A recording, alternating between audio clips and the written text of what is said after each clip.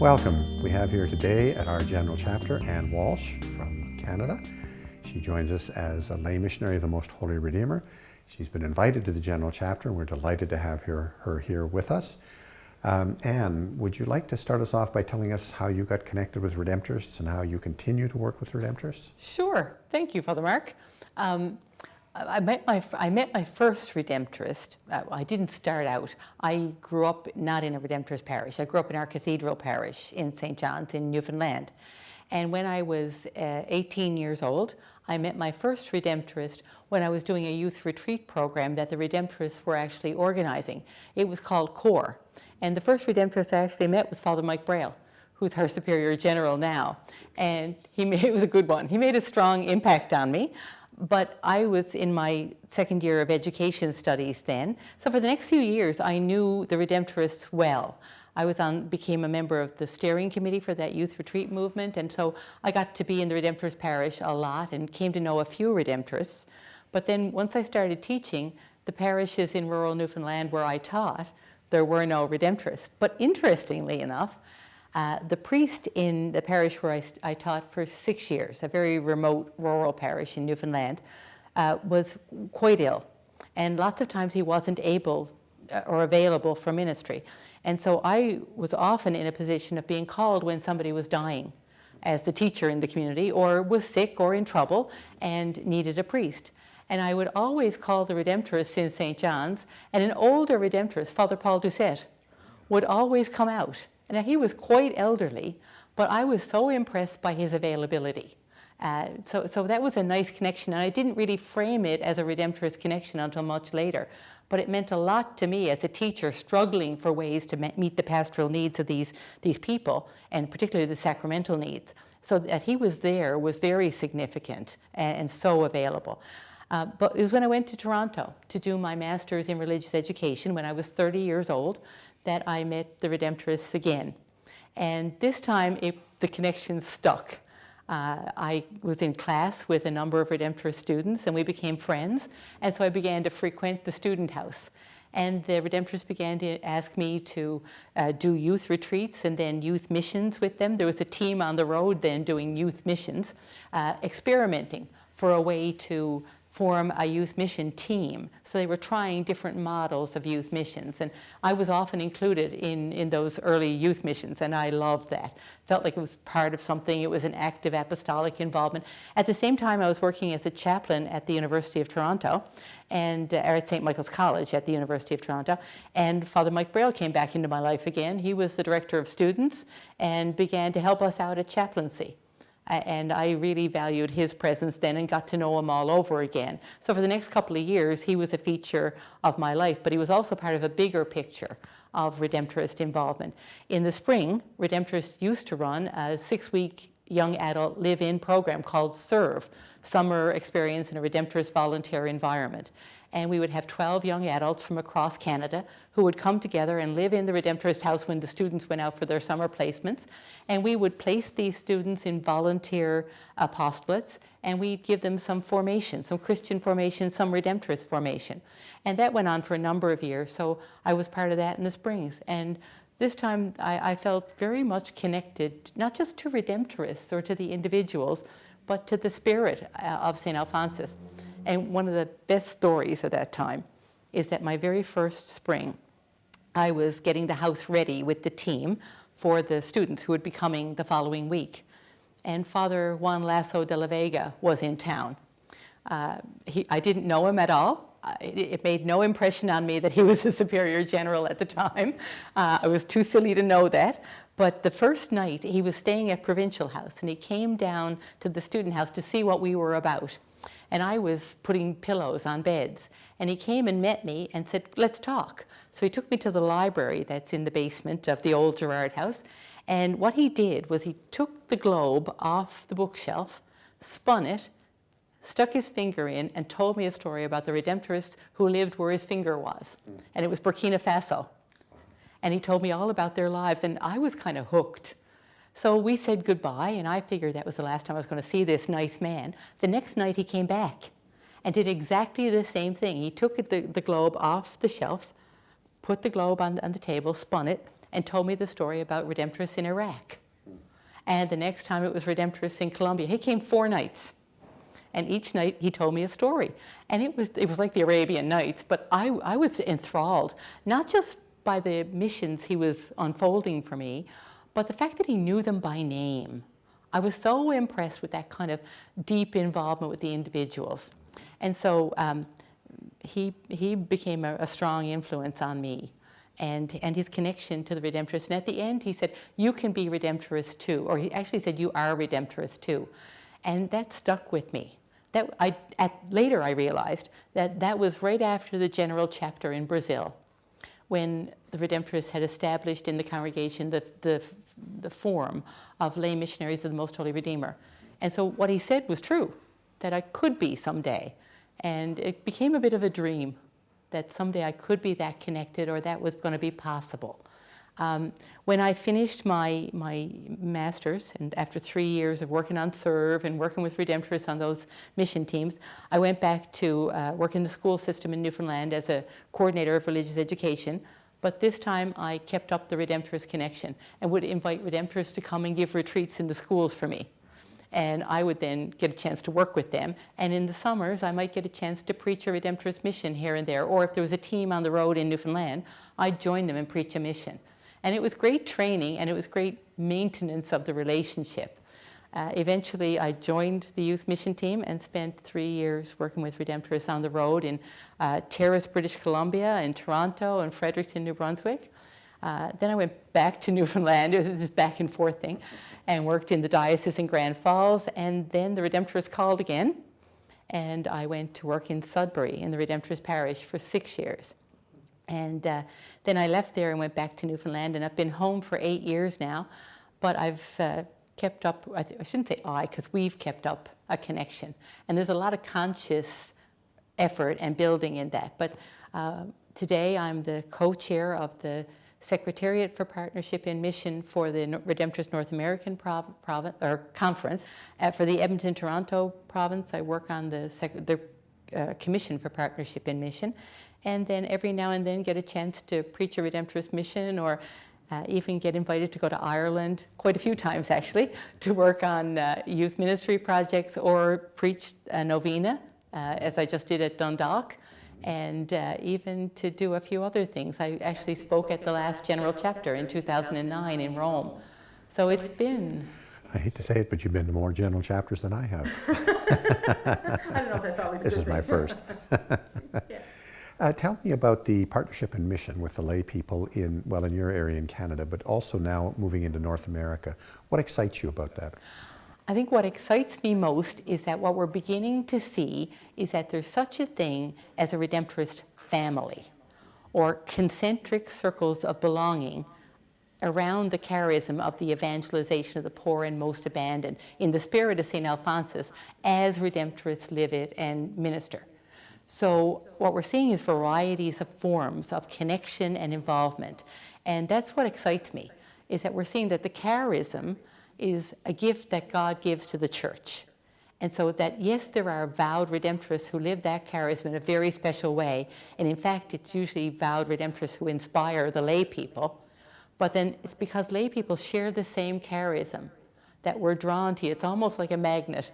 Not to you as an individual, as nice as you are, but it's to the charism and the way we see it lived out. And then I would live it very differently than the vowed Redemptorist would. I'm a lay person. I work in the world. It's where do I evangelize? It's sometimes in my work because of what I do, but it's in my family, and it's in the kitchen, and it's at the gym or at the grocery store. When people come up to me and look for a word of kindness or a word of hope or encouragement, sometimes it's just the acts of charity. But it's done in that Redemptorist spirit of a special love for the poor and most abandoned. So you see the potential for lay Redemptorist partnerships being pretty special at the present time? I do, and I see it in two ways. I think there are people who focus on the sanctuary, and there's a need for some of that. Okay. But I think, too, that spirit of the evangelization with that love, that particular eye for the poor, that can be lived out in social work, in education, so if you work in a shoe store, It's where if you're a single mother at home, if you're a dad who's struggling to make ends meet, it's how you live your life and where you choose to devote that love and energy. That I think that Redemptorist spirit, or that spirit, or the charism of St. Alphonsus, can be lived out in all kinds of ways, and not always in the church or in the parish. It's out there in the world too. And we need to, I think, cultivate all those different fields where the Redemptorist spirit, where the Spirit of God needs to go.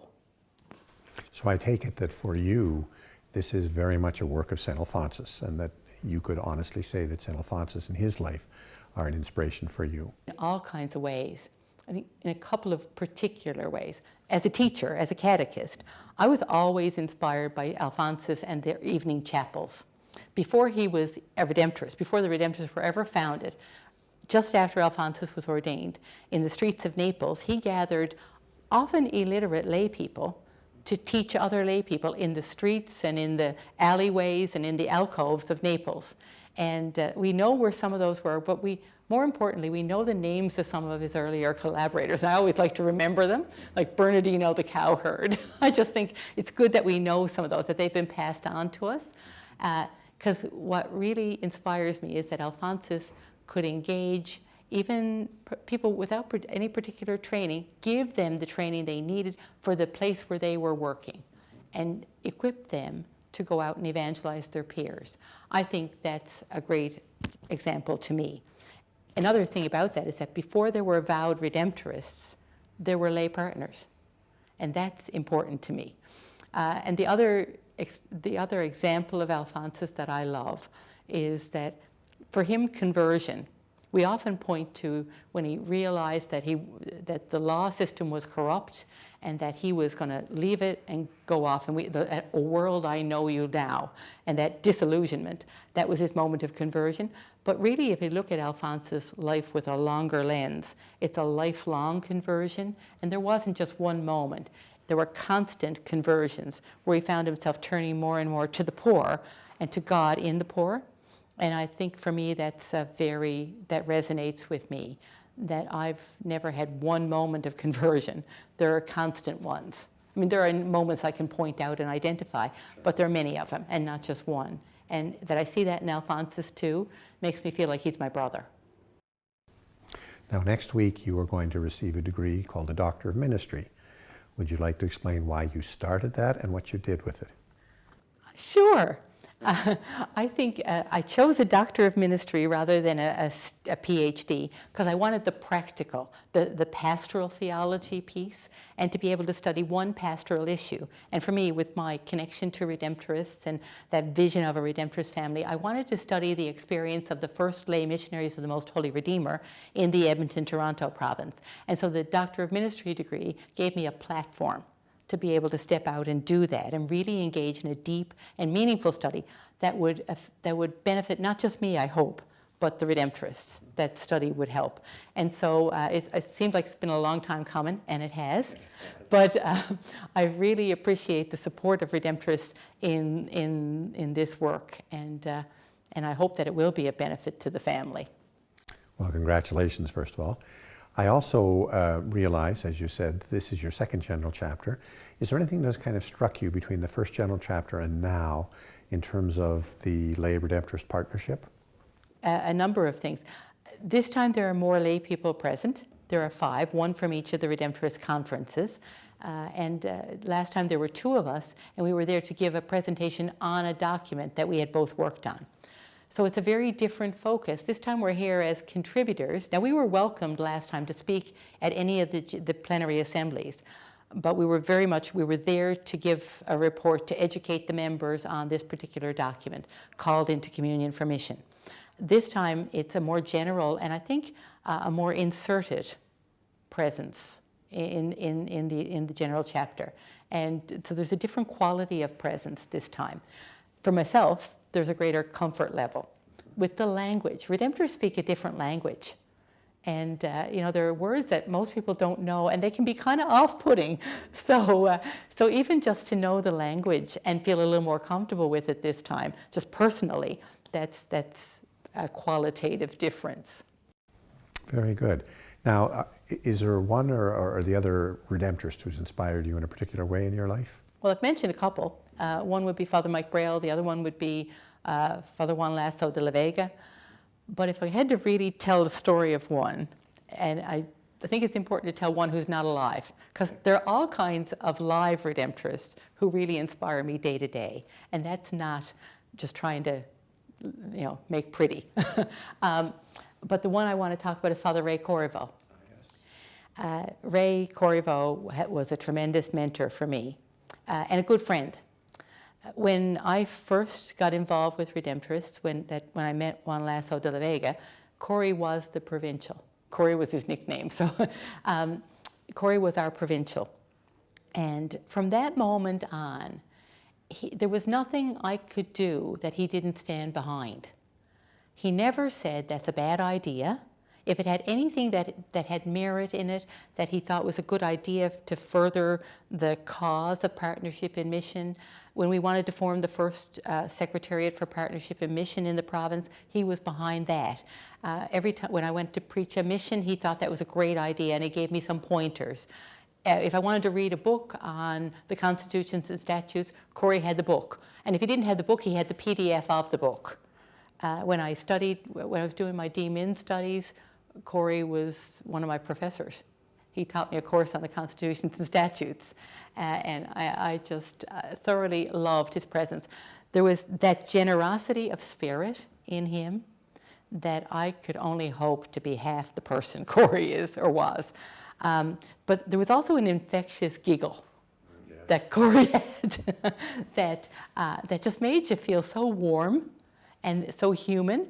He was a tremendously learned man, but that wasn't the first thing that would hit you. It was the warmth of him, the welcome, and that whatever he had was yours, whether it was a book, or there was a medal, or a statue, or an idea, or a concept, it was yours. And I particularly loved that generosity of spirit. One of the things I remember dearly is we got to work together too in Sudbury in the parish, and that was a tremendous experience to work with him. But when he was dying, Corey died of cancer about 5 years ago, and when he was dying, I was living in Newfoundland, and I made sure that I got there as it happened the weekend before he died. And people were taking shifts with Corey. He was the best cared for. The novices were taking such good care of him, and all of his friends were around, but I was allowed to come and take a shift. I think some people cleared out so that I could do that. And when I walked in, he was still conscious and in great pain, but he grinned and handed me a piece of paper, and it was a list of the songs he wanted me to sing to him. So even then, that he knew the particular person who was coming and something that would reinforce the bond between us, and he tried to sing it too. And then he would want me to pray the rosary with him, and it was just really a special way to say goodbye. And I'm so grateful for him and his presence. And I always knew how proud he was. It was like having a mentor or even a father in some ways. I always was conscious, and he always let me know how proud he was. And that meant an awful lot. Because there were times in the early years, especially of connection with Redemptorists, when things weren't as warm and fuzzy as they can be now. Even now, there can be some harsh moments. But things always have a growing pain stage. And Corey was always there and always encouraging. And so I feel tremendously blessed to have had him in my life for so long, and as a mentor. Well, that's wonderful, Anne. Any final comment? You know, the only one I would make as a final comment is how grateful I am.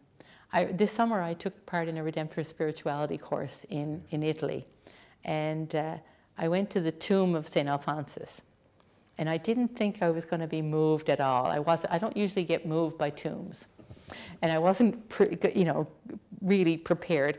But when I stood or sat in front of his tomb, all I could do was cry. Now that's not unusual for me, but to cry out of gratitude. And the realization, it was almost overwhelming, how grateful I am to him to God, but to St. Alphonsus for giving me this family that I've been graced to have two families, my own and this Redemptorist family.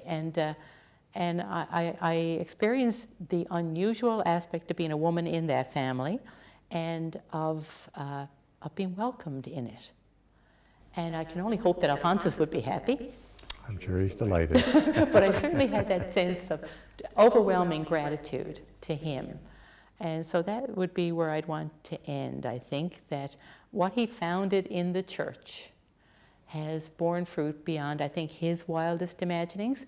And I hope that he's smiling at this general chapter and at this continuing work of partnership in mission, but for the sake of mission. Very good.